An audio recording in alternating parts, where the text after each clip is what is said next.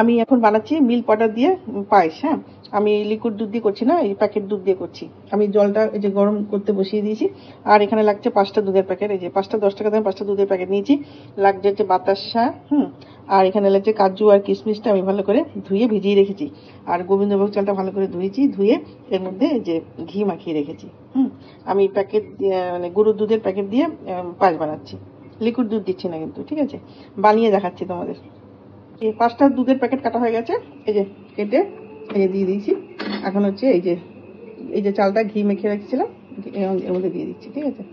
এবার ভালো করে এটা ফুটে নিয়ে কিশমিশ কাজু দিয়ে বাতাসা দিয়ে নামিয়ে পুরো হয়ে গেলে তারপর তোমাদের দেখাচ্ছি, ঠিক আছে?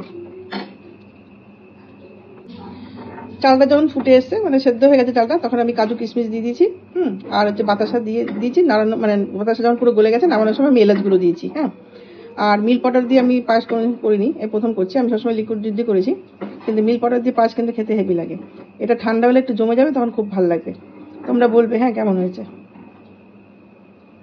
দেখো কি সুন্দর লাগছে দেখতে। জমলে পরে পায়েসটা একটু ঘন হয়ে যাবে।